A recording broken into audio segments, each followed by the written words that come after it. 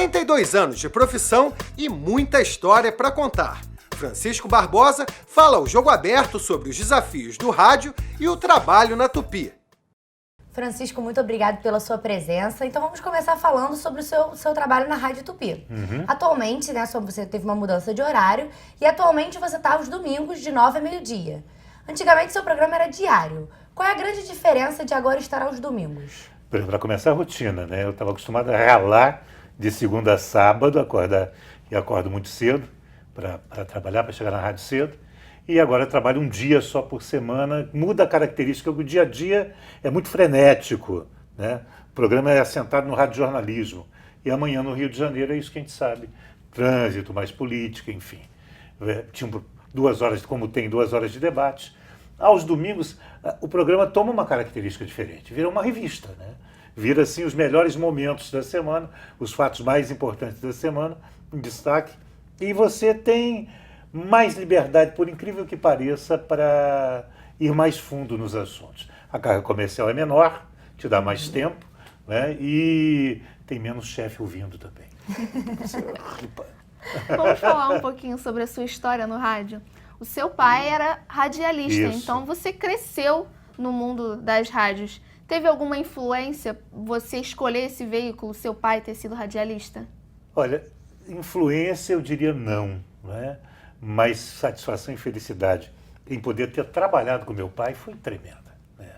Eu cheguei a trabalhar alguns anos, quase 3 anos com meu pai, e eu ficava todo bobo, né? Um garoto com um paizão que era diretor técnico, não falava, tinha uma voz belíssima, mas não se julgava capaz de ser comunicador.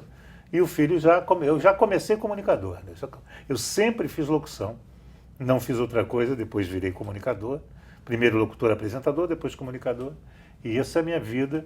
No começo eu dizia quantos anos eu tinha de rádio, depois eu comecei a falar, comecei aos 15 anos, e agora eu falo há muito tempo eu comecei, porque são 42 anos, né?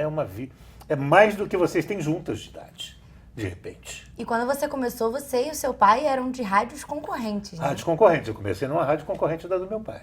Isso fez né? alguma diferença para você, assim? Fez porque eu apanhei mais para aprender, né? Não houve... Por mais que as pessoas sejam exigentes com você, meu pai era um diretor, era uma pessoa grande na segunda rádio onde eu trabalhei. Então era o filho do Barbosão, era o Barbosinha. Então, eu vou ensinar a Barbosinha, mas não vamos pegar muito pesado. Já na primeira rádio, não. Embora o diretor fosse amigo dele, caramba, o cara falava, você é ruim, tá muito ruim, vamos fazer de novo. E eu era muito ruim mesmo, ele tinha razão. No começo eu era muito ruim. Você mencionou que o seu pai não se julgava capaz de trabalhar com a própria voz e com você foi diferente. A sua voz é o seu principal instrumento de trabalho. Isso. Quais os principais cuidados que você tem que ter para manter essa voz saudável? Olha, tem um monte que eu podia te enumerar. Eu não tive nenhum até pouco tempo atrás. Até começar a ter uma rouquidãozinha por desgaste de material mesmo, né? Aí comecei a ter exercício de aquecimento, ter um cuidado de dormir mais. Dormir é muito bom. Quanto mais você dormir, melhor. Estar descansado fisicamente também é bom, né? Para você focar e a sua voz sair plena. E os exercícios de aquecimento, que são básicos, das vogais e tal, de imitar a campainha, são bons de fazer e são protetores da voz, eu aconselho. E assim, a sua voz é bem marcante, né? Uma característica bem marcante sua. E você já trabalhou também com a parte de dublagem. Isso. É uma coisa que partiu de você? Foi uma coisa que sempre partiu de você? Você quis ou alguém chegou pra você e falou, vai fazer dublagem que pode ser um bom caminho? À época todo mundo falava, você tem uma voz de galã, de dublagem, papapá. E eu não me interessava muito. Até que eu conheci o Newton da Mata, que foi diretor de dublagem da Herbert Richards, e que me chamou, me convidou para ser dublador. Nunca fui um dublador. Sempre fui um locutor que dublava. Porque para ser dublador você tem que ser ator. Você tem de saber interpretar. Isso é uma novidade. Porque dublar é complicado. Você tem que sincronizar a voz, você tem que interpretar, você tem que dar dramaticidade ao personagem, à personagem. E o máximo que eu consegui na dublagem é chegar ao Tigra dos Thundercats. Porque desenho animado é mais fácil, tem menos boca, menos interpretação. No mais, eu era muito vilão, pipoqueiro, narrador, essas coisas que foram ótimas para mim. Porque a dublagem te ensina a esquecer da voz, né? Primeira cena que eu fiz, eu me lembro... Funciona até como um hobby, né? Acaba sendo. É difícil para ser hobby. É difícil de fazer pra caramba. Dublar é difícil. Embora nós tenhamos excelentes dubladores, sejamos uma escola de dublagem para o mundo, dublar é muito difícil. Porque é sincronizar, interpretar, ter andamento. Você entra no estúdio, você não sabe que história é aquela. O cara te conta um pedacinho, isso aqui, teu personagem é assim, faz. Às vezes você tem que fazer um monte, você ganha por hora. Você tem que fazer um monte de trabalhos. Dublar é trabalho para quem pode, né? Para quem quer não. O negócio é brabo. Você estava falando sobre a sua primeira, você ia começar a falar sobre a primeira... Primeiro eu entrei, ainda todo barbosão de voz, ou minha voz e tal, aí o próprio Indulto da Mata, mal, falou assim, boneco aí tem 15 anos, acabou de perder a mãe, atropelado, ele está vendo a mãe, põe a voz na cabeça, tira o grave. Nossa. Caraca, tirou minha força. Mas hoje? É isso que é ótimo. Não, hoje eu só assim, agradeço profundamente a todas as broncas que eu tomei na dublagem. Não tem vontade de voltar? Não tenho capacidade para voltar. Eu acho que dublagem não é para mim. Dublagem é para quem sabe fazer. Eu enganei bem um tempo, porque fiz papéis muito pequenos e muito fáceis de fazer. Hoje em dia não teria capacidade, a não ser para narrações, né? E esses figurantes que morrem em 15 segundos. Ah, meu Deus do céu, eu vou tomar uma bala. Pronto, caiu. Acabou, vai embora. Mas a locução você já provou que é para você. A locução é minha vida, né? E você faz parte da rotina de milhares de ouvintes aí. Como é essa relação com seus ouvintes? É próxima? Por exemplo, com o advento das redes sociais? Vocês são mais próximos por isso? A intimidade aumentou, né? Já era íntima, porque no rádio você tem o calor que os outros veículos não têm.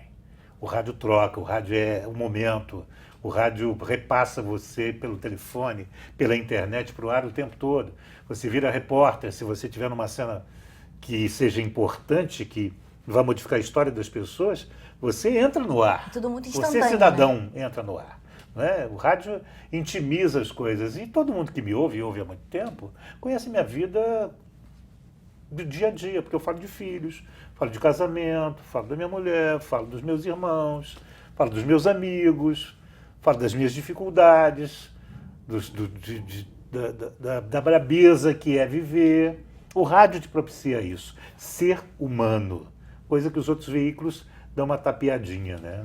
Mas como é que está o andamento da rádio hoje em dia com o advento das novas tecnologias? Como mudou. foi essa mudança? E como é que para vocês que trabalham lá dentro, como é que foi essa aceitação por parte de vocês? Como é que foi a mudança na rotina de vocês com o advento? Ajudou, atrapalhou? Você acha que ainda tem espaço para os dois, mais ou menos? Como mudou. disseram na época da televisão, né? Que o rádio poderia acabar e agora ainda tem a internet, ainda tem tudo junto. Não, mudou. Você faz rádio agora, por exemplo, a Tupi, você vê e ouve a Tupi. Né, com imagem digital e tal. Só que as tomadas não é uma TV. Você está passando para quem vê, ou no smartphone, ou no computador, ou no tablet, a imagem do estúdio.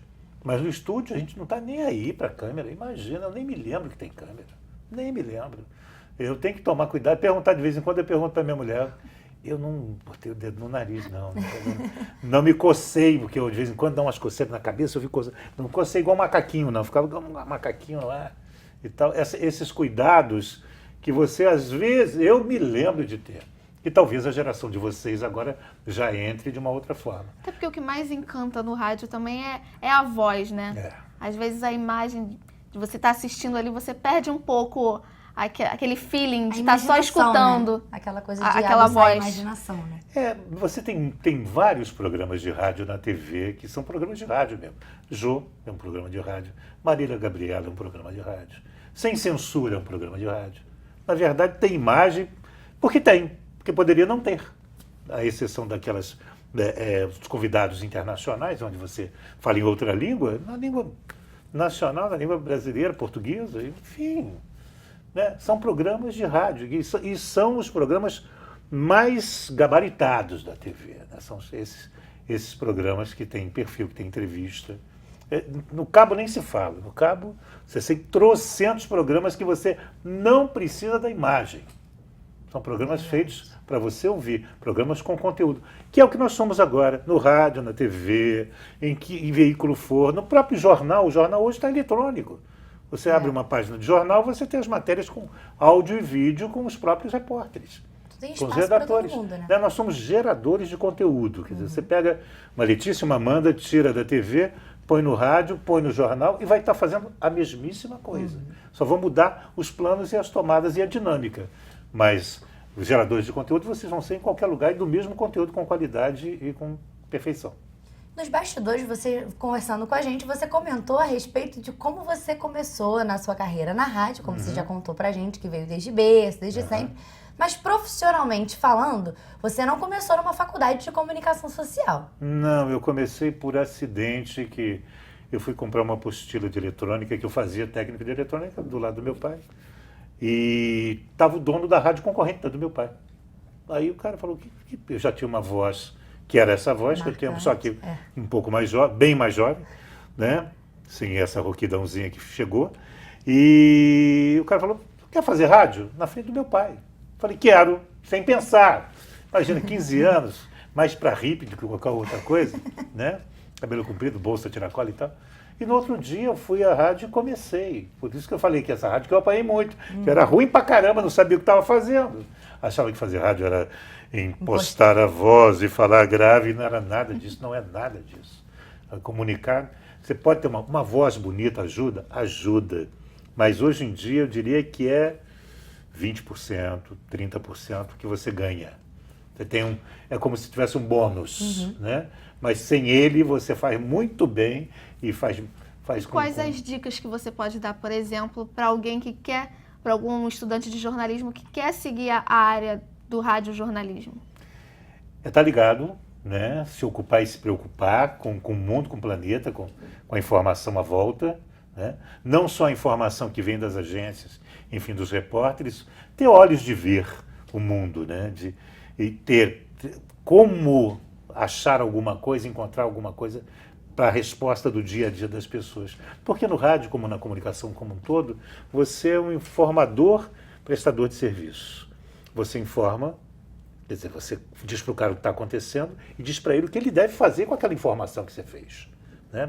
Bicho, a partir de agora você tem uma informação. E essa informação muda a sua vida, te dá conhecimento, te empodera para você agir melhor em relação ao que está acontecendo. Se você tivesse que traçar, assim, um perfil seu, do início da sua carreira, há 42 anos atrás, e um perfil seu agora, o que você diria que mais mudou do início para o Francisco Barbosa de 2015? O compromisso com o Brasil. Eu comecei a fazer rádio em rádios musicais, rádios FM, rádio onde o entretenimento, a alegria, a felicidade era o principal vetor. Eu não estava ocupado de saber como é que estava, se o cara tinha o que comer, se ele não tinha, se ele estava apertado no ônibus, se ele tinha emprego, se não tinha. Estava ocupado em fazer um carinho nele no final do dia, com uma música bonita, com um texto bonito. Hoje em dia, não. Eu tenho um compromisso de fazer a vida daquele cara melhorar. É uma briga minha. Né? Essa é a mudança mais grave, mais crucial. Os ouvintes, eles te influenciam muito nas suas pautas, eles mandam, porque hoje em dia tem WhatsApp, eles ligam para a rádio, eles influenciam muito nas decisões? Muito. Eu diria que a maioria das matérias e a maioria dos interesses vem dessa troca que a gente tem. Via e-mail, via WhatsApp, via Twitter, de todas as formas. Eles pautam a gente. Nós queremos te agradecer a presença aqui no Jogo Aberto, dizer que foi um prazer ter você aqui conosco. Prazer meu. Quer deixar algum recado? Onde você está no Facebook, o horário do seu programa? Eu estou domingo na Tupi, de 9 a meio-dia. Espero você com toda a participação que puder ter. A Tupi tem 200 canais de entrada, né? E veja e ouça a gente. Rádio é a minha vida, né? Que eu quero dividir com você que está aí. Obrigada. Obrigado, digo eu. O Jogo Aberto dessa edição fica por aqui. Até a próxima!